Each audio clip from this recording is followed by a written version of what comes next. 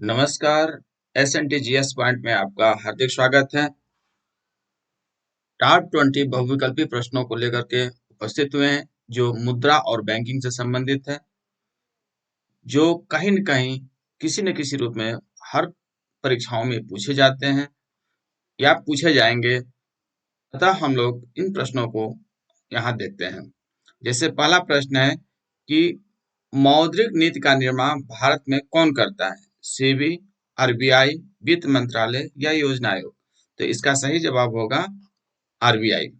RBI के द्वारा जो है मौद्रिक नीति का निर्माण किया जाता है। दूसरा प्रश्न है, भारत में ट्रेजरी बिल बेचे जाते हैं किसके द्वारा? भारतीय रिजर्व बैंक के द्वारा, राज्य सरकार के द्वारा, व्यापारिक बैंकों के द्वारा या सेबी के द्वारा? तो ट्रेजरी बिल एक सरकारी बिल होती है जो RBI जो है व्यापारिक बैंकों को देती है, बेचती है।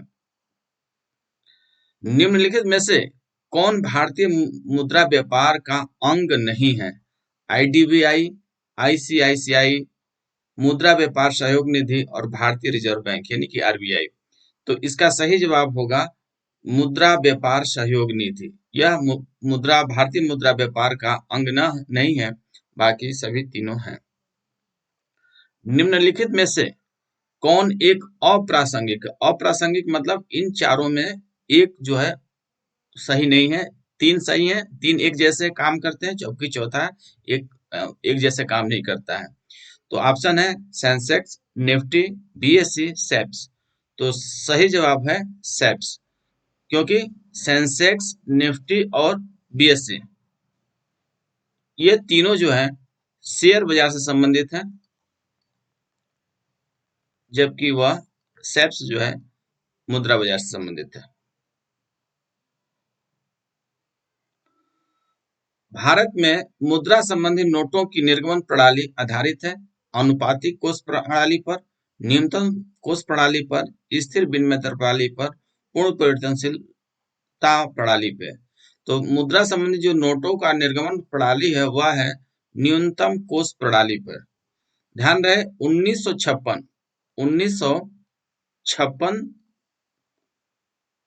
से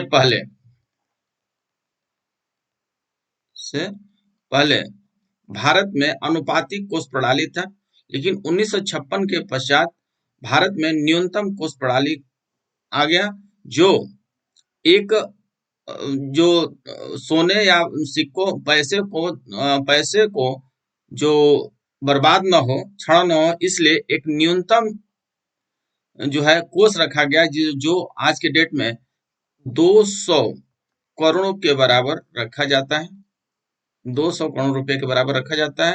इसमें 115 करोड़ होता है, इसको स्वर्ण मुद्रा के रूप में या स्वर्ण के रूप में रखा जाता है, सोने के रूप में। और शेष जो 85 करोड़ रुपया है वह विदेशी मुद्रा के रूप में रखा जाता है, जो जिसमें डॉलर इत्यादि भी हो सकता है और SDR भी हो सकता है, इस प्रकार से 85 करोड़। ध्यान दें 1956 में शुरू हुआ, लेकिन 1957 तक यह 400 करोड़ रुपया था, यानी कि 515 करोड़ रुपया था। इसमें 400 करोड़ रुपया सोने और 115 करोड़ रुपया जो है विदेशी मुद्रा के रूप में था। लेकिन इसे 1957 से इसे 200 करोड़ रुपया कर दिया गया है। तो प्रेजेंट टाइम में 200 करोड़ रुपया के बराबर जो है कोष रखा गया है।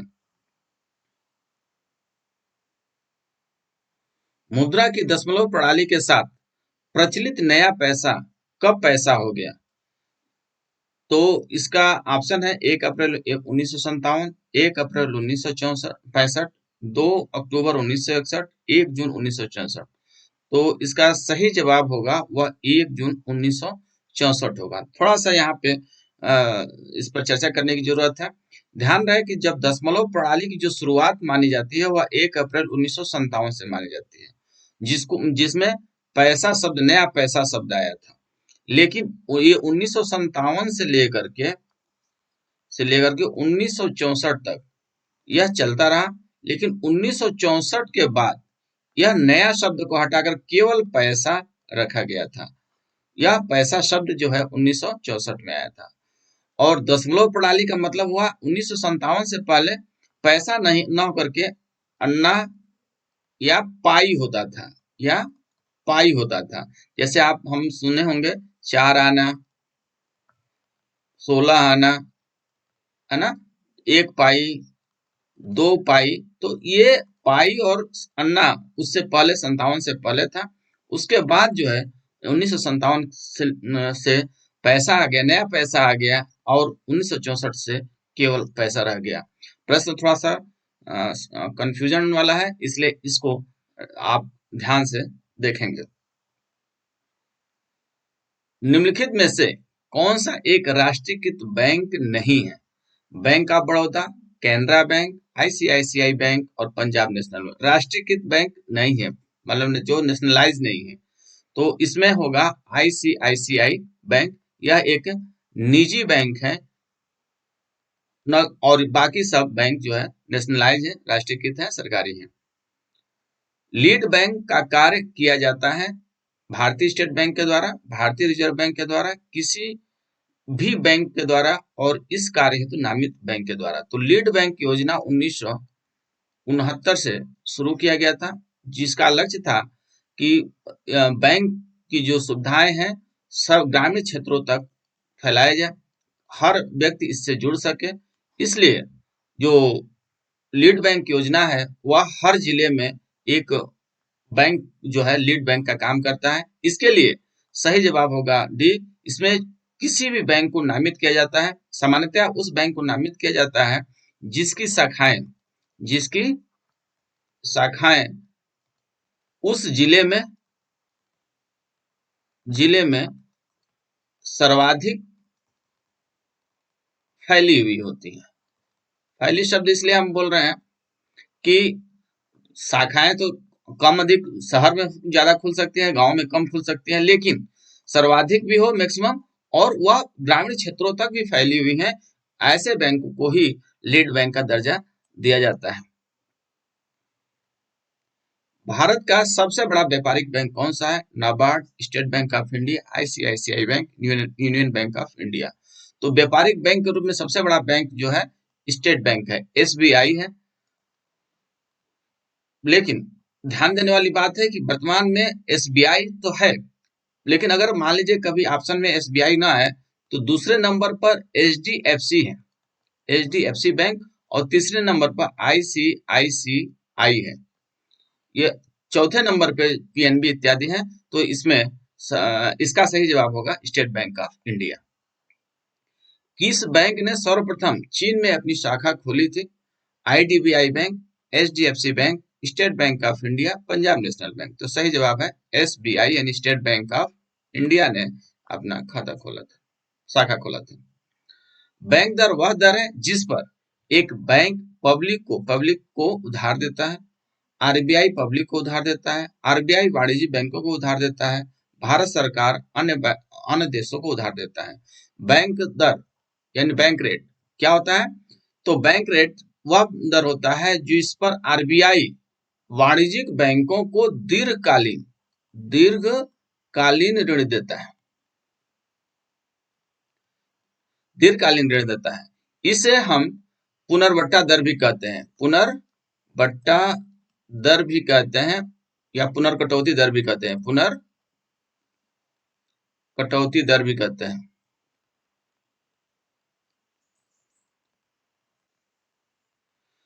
पुनर्कटौती या पुनर्बट्टा दर इसलिए कहते हैं क्योंकि जब वाणिज्यिक बैंक आरबीआई के पास उधार के लिए जाता है तो वो अपना प्रपत्र कुछ लेकर, सिक्योरिटी लेकर जाता है, प्रपत्र लेकर जाता है। वह प्रपत्र जो होता है वह किसी सरकार, किसी संस्था का, किसी कॉर्पोरेट का या किसी जनता का होता है जिस पर व्यापारिक बैंक पहले से ही कुछ कटौती किया रहता है, और पुनः उस पर जब आरबीआई देता है तो आरबीआई भी पुनः कटौती कर देता है, करता है, तब जाकर पैसा देता है। इसको समझने के लिए आप समझ लीजिए, जैसे मान लीजिए कोई बैंक है, कोई संस्था है, वह अपना 100 रुपया का प्रपत्र लेकर के कहाँ गया? कॉमर्शियल बैंक के पास गया। कॉमर्शियल बैंक ने उस 100 रुपए का लेकर के उसको कहा कि भैया आपको हम 90 रुपया ही दे पाएंगे, क्योंकि 10 रुपया इसकी कटौती कर दी है। अब जब 10 रुपया की कटौती हो गया, अब इस प्रपत्र को लेकर, यह प्रपत्र सीबी के पास हो गया, यानी कमर्शियल बैंक के पास हो गया। कमर्शियल बैंक उस प्रपत्र को लेकर के अगर पैसे की जरूरत होगी तो फिर आरबीआई के पास जाता है। आरबीआई के पास जाता है और आरबीआई जब देखता है उस प्रपत्र को तो कहता है कि आप ये जो 100 रुपये का जो प्रपत्र लाए हैं, इस पर हम, आपने 10 रुपया तो पहले से ही काटा है, इसका वैल्यू 90 रुपया आपने तय किया है, और हम इस पर अब आपको 80 रुपया ही लोन देंगे, 80 रुपया का ही ऋण देंगे। इस प्रकार से इसी 100 रुपये के प्रपत्र एक बार उसमें कटौती हुआ और ये दूसरी बार कटौती हो गया। इस प्रकार से इसे हम पुनर्बट्टा या पुनर्कटौती दर भी कहते हैं। भारतीय रिजर्व बैंक के बारे में निम्न में से कौन सा कथन सही नहीं है? यह सभी प्रकार की करेंसी नोटों को जारी करता है। यह भारत सरकार के बैंक के रूप में कार्य करता है। यह बैंकों का बैंक है। यह विदेशी मुद्रा का विनिमय करता है। तो सही जवाब होगा यह सभी प्रकार के करेंसी नोटों का जारी करता है। यही गलत है। इसमें सभी प्रकार के जो नोट लिखा है ये गलत है। क्यों? 1 रुपए के नोट, 1 रुपए के नोट भारत सरकार द्वारा जारी किए जाते हैं। भारत सरकार द्वारा जारी किए जाते हैं, जिस पर हस्ताक्षर किसके होते हैं? तो वित्त सचिव के होते हैं। बहुत इंपॉर्टेंट क्वेश्चन है, पूछता है कभी कभी। भारत सरकार के द्वारा 1 रुपए के नोट जारी किए जाते हैं, जिस पर हस्ताक्षर वित्त सचिव के होते हैं। और प्रेजेंट टाइम में 2 रुपए से लेकर के 2000 रुपए, जो वर्तमान में बंद हो गया, सितंबर तक चलेगा, फिर भी 2 रुपए से लेकर 2000 के जो जितने भी नोट हैं, यह सभी नोट जो है आरबीआई के द्वारा जारी किए जाते हैं। और इस पे हस्ताक्षर किसके होते हैं? तो गवर्नर के होते हैं। गवर्नर के होते हैं। ये आरबीआई के गवर्नर के होते हैं। ये बार बार प्रश्न पूछा जाता है। तो सभी प्रकार की वजह से यहाँ पे ये ऑप्शन सही है। भूमि विकास बैंक भाग है व्यापारिक बैंकों का, आईडीबीआई का, एफसीआई का, सहकारी साख संरचना का। भूमि विकास बैंक जो होता है वह सहकारी साख संरचना का भाग होता है, यानी कि कोऑपरेटिव क्रेडिट की बात होती है, जो ग्रामीण क्षेत्रों में कृषि ऋण के लिए, कृषि या किसानों के लिए, कृषकों के लिए दीर्घकालीन ऋण उपलब्ध कराता है। भूमि विकास बैंक कौन सा कार्य सत्य है? दीर्घकालीन ऋण कृषकों को उपलब्ध कराना, अल्पकालिक ऋण कृषकों को उपलब्ध कराना, बड़े उद्योगों के लिए ऋण उपलब्ध कराना, लघु उद्योगों के लिए ऋण उपलब्ध कराना। तो अभी आपको ऊपर हमने बताया है कि यह कौन सा ऋण देता है? दीर्घकालीन ऋण किसको देता है? कृषकों को या किसानों को देता है यह भूमि विकास बैंक। भूमि विकास बैंक एक ग्रामीण संरचना के लिए बहुत महत्वपूर्ण है। केंद्रीय सहकारी बैंकों का कार्य क्षेत्र क्या है? तो केंद्रीय सहकारी जो बैंक होते हैं उनका जो कार्य क्षेत्र होता है, वह जो एरिया में काम करते हैं विशेष तौर से, वह जनपद स्तर पे करते हैं, राज्य स्तर पे करते हैं, राष्ट्रीय स्तर पर करते हैं या ब्लॉक स्तर पे करते हैं। तो इसका सही जवाब होगा जनपद स्तर पर कार्य करते हैं। केंद्रीय सहकारी बैंक जो है वह जनपद स्तर पे काम करते हैं, जो भूमि विकास बैंक के साथ काम करते हैं। और भूमि विकास बैंक भी जनपद स्तर पे काम करता है, इस बात को ध्यान में रखेंगे। तो केंद्रीय सहकारी बैंक का कार्य क्षेत्र क्या हो गया? जनपद स्तर पे। निम्न में से मुद्रास्फीति में सर्वाधिक लाभ प्राप्त होता है किसको? साहूकार को, ऋणी को, बचत खाता रखने वाले को, राजकीय पेंशनर को। साहूकार मतलब जो ऋण जो गांव के जो देशी बैंकर होते हैं, इसको हम साहूकार के रूप में कहते हैं। देशी बैंकर भी इनको बोल सकते हैं। जो ऋण देते हैं, जो गांव में लोगों को ब्याज पर ऋण देते हैं, उनको हम साहूकार भी कहते हैं। तो फायदा किसको होता है, लाभ किसको होता है सबसे ज्यादा इसमें? तो इसमें ऋणी को लाभ होता है। साहूकार को इसमें घाटा आता है, चाहे वह बिजनेसमैन हो या जो उधार देता है उसके लिए। क्योंकि इसकी हम चर्चा करते हैं। बचत खाता रखने वाले के लिए भी उधार होता है, घाटा होता है, और राजकीय पेंशनर को भी घाटा होता है। इसमें ऋणी को लाभ होता है। कैसे होता है? जैसे मान लीजिए कि आज किसी ने 1,000 रुपया उधार लिया किसी से और वह कोई सामान खरीदा। मान लीजिए कि सामान जो है आपका 10 रुपये का है, एक इकाई 10 रुपये किलो या 10 रुपये का है, तो वह इससे 100 kg खरीद लिया, 100 kg खरीद लिया और इस प्रकार उसका आज के डेट में 100 kg से के बराबर काम हुआ। मान लीजिए 1 साल के बाद वह 1,000 रुपया वापस करता है, बिना ब्याज के वापस करता है, क्योंकि यहाँ पर ब्याज शब्द नहीं है, न उसका नुकसान या लाभ देखना होगा, या कुछ परसेंट ब्याज भी अगर देता है तब भी हम देख लेंगे इसको। अब वह मान लीजिए कि 1,000 रुपया लेकर जाता है और जो 10 रुपया का जो सामान आज के डेट में मिल रहा है, कल के डेट में वो अगर मान लीजिए 20 रुपया का हो जाए, वह वस्तु 20 रुपया का भी हो सकता है, क्योंकि मुद्रास्फीति में बढ़ोतरी हो सकती है। तो मान लीजिए 20 रुपया का समझने के लिए हम बता रहे हैं, तो अब 20 रुपये का होगा तो वह वस्तु कितने मिलेगी, 50 इकाई मिलेगी, यानी कि 50 इकाई। अब जो 1,000 रुपया इस व्यक्ति के लिए जिससे लिया गया है, उसको तो केवल 50 इकाई मिल रही है, क्योंकि 1 साल पहले 100 इकाई मिलती थी, यानी कि 50 इकाई के बराबर क्या हो गया, इसको हानि हो गया। 50 इकाई के बराबर क्या हो गया, हानि हो गया, जबकि ऋणी को 50 इकाई के बराबर क्या हो गया, लाभ हो गया। इस प्रकार से हम ऋणी का मुद्रास्फीति में ऋणी को मुद्रास्फीति में लाभ होता है। वाणिज्य प्रपत्र निम्नलिखित में से किसके लिए साख का स्रोत है? वाणिज्यिक प्रपत्र, कमर्शियल सिक्योरिटी की बात हो रही है। वाणिज्य बैंक के लिए, कारपोरेट निगम उद्योग के लिए, लघु उद्योग के लिए या विदेशी बैंक के लिए। तो जो वाणिज्य प्रपत्र होते हैं वह किसके द्वारा जारी किए जाते हैं, कारपोरेट के द्वारा, निगम के द्वारा, यानी कि कंपनियां ये जो है वाणिज्य प्रपत्र जारी करती हैं, जिससे कि इससे ऋण उपलब्ध हो सके। जैसे आईपीओ इत्यादि जितनी भी होती हैं, शेयर वगैरह जो होते हैं, वह वाणिज्य प्रपत्र के, या बॉन्ड इत्यादि जो होते हैं, वह यह इसके हिस्से माने जा सकते हैं। इससे इनको लाभ मिलता है, पैसा मिलता है, साख मिलता है, क्रेडिट मिलता है। निम्न में से कौन मुद्रास्फीति के नियंत्रण की विधि नहीं है? नियंत्रण की विधि नहीं है बताना है। मांग पर नियंत्रण, मुद्रा की पूर्ति पर नियंत्रण, ब्याज दर को कम करना, वस्तुओं की राशनिंग करना। तो सही जवाब जो होगा मुद्रास्फीति के नियंत्रण का, वह होगा ब्याज दर को कम करना। ब्याज दर को कम करने से क्या होगा, सस्ती मुद्रा नीति आ जाएगी। सस्ती मुद्रा नीति, ब्याज दर का कम होना सस्ती मुद्रा नीति होती है, यानी कि मुद्रा सस्ते में मिलने लगा तो लोग क्या करेंगे, मुद्रा उधार लेकर के खर्च करेंगे, और खर्च करेंगे तो डिमांड बढ़ जाएगी, मांग बढ़ जाएगी, और मांग बढ़ेगी तो फिर मुद्रास्फीति बढ़ जाएगी। इस प्रकार से यह नहीं के बराबर है। मांग पर नियंत्रण करके हम मुद्रास्फीति को नियंत्रित कर सकते हैं, कंट्रोल कर सकते हैं। मुद्रा की पूर्ति भी अगर हम नियंत्रण करते हैं तो भी हो सकता है, क्योंकि मुद्रास्फीति का आधार होता है मुद्रा की मात्रा में वृद्धि के कारण मांग में वृद्धि, यानी कि मांग बढ़ जाती है और पूर्ति क्या हो जाती है, घट जाती है, यानी पूर्ति के सापेक्ष में मांग का बढ़ना मुद्रास्फीति कहलाता है। राशनिंग के द्वारा भी मांग को हम नियंत्रण करते हैं या मुद्रास्फीति को नियंत्रित करते हैं। तो कहीं अगले प्रश्न में या कहीं प्रश्न पूछा जाएगा तो ध्यान रखना है, ये मुद्रास्फीति के नियंत्रण के विधि में से 1, 2, 3 होगा, ये नहीं होगा। वह कौन सा बैंक है जिसने कृषकों के पास आसानी से पहुंचने के लिए किसान क्लब बनाए हैं?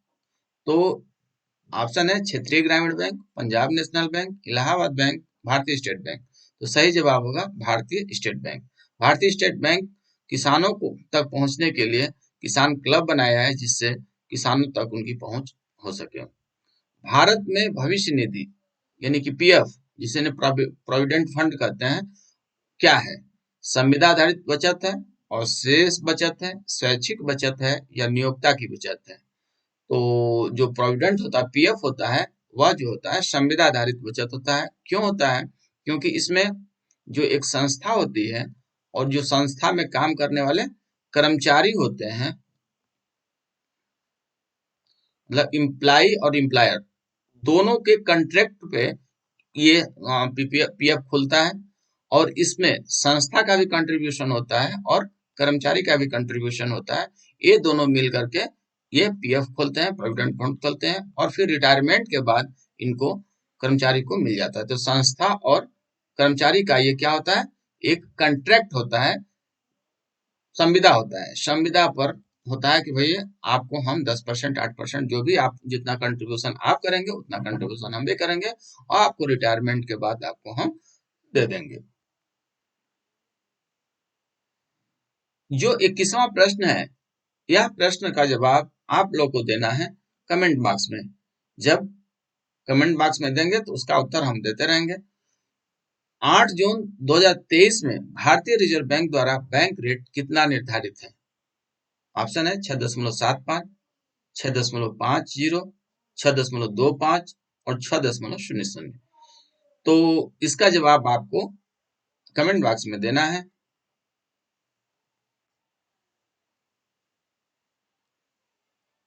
Thanks to watching video, but I request to you that please subscribe my channel, like and share. Many thanks.